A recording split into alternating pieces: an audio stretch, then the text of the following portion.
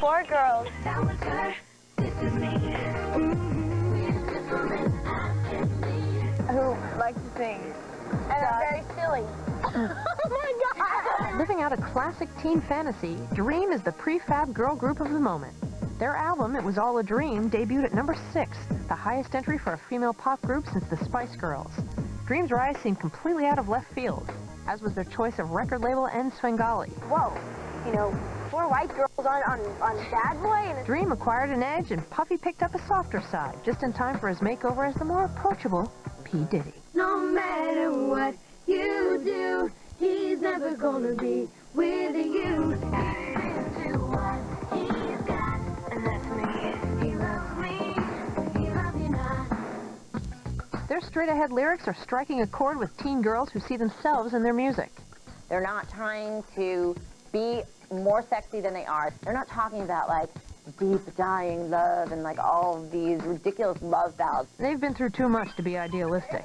These 15 and 16-year-olds have already experienced 2 years of management changes, legal troubles, and emotional tests that would make most teenagers long for a pop quiz in biology class. when it's good, it's really, really good, and it's better than anything in the world. But when it's bad, it's worse than anything you've ever felt in your life. On the road for months straight, separated from friends and family, they are learning the hard way that you have to pay to play. You can't understand how it feels to be 15 away from your family.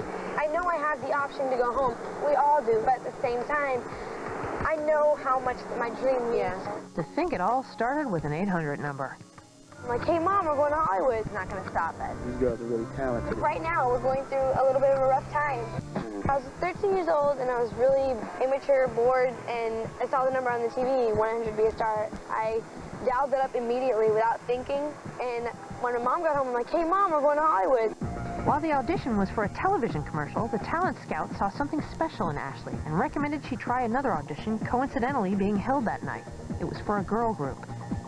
Immediately we noticed Ashley's beauty. She's really cute. Among the hundreds of other hopefuls were 13-year-old Holly and 14-year-old Melissa. I was nervous, just like any audition, but like I said, I didn't think much of it because I didn't think I was going to get it. With all the competitors struggling to stand out, Melissa tried something different.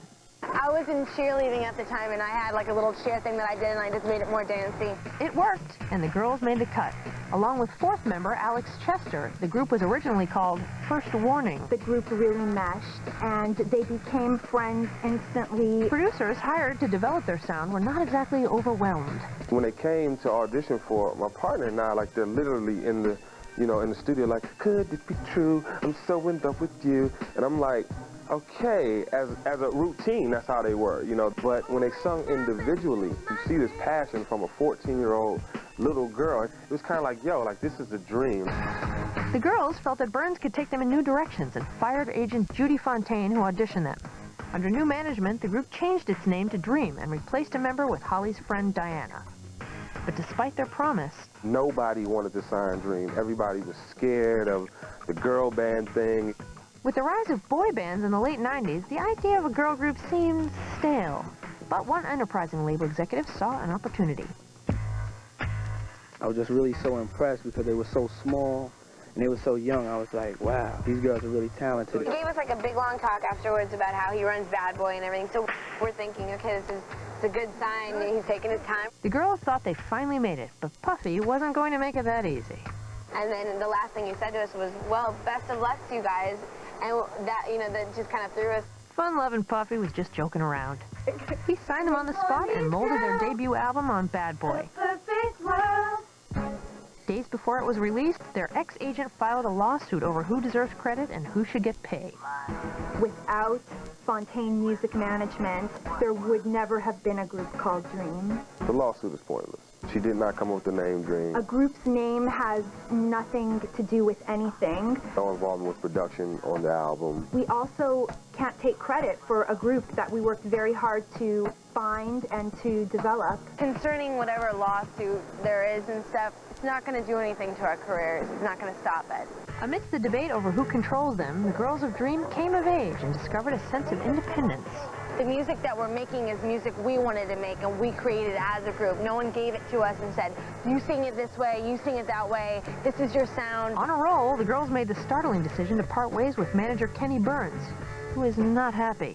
You put your all into something and for it to be taken away, like literally taken away, for no reason, just because it's time to move on. How do you move on from somebody that made you? Like, how do you know what I'm saying? Right now, we're going through a little bit of a rough time, but we're pulling through together as a group, as us four, as our sisterly bond.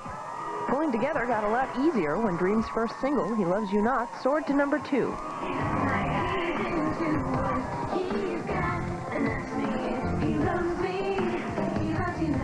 A feat they hope to win better with their second single, This Is Me.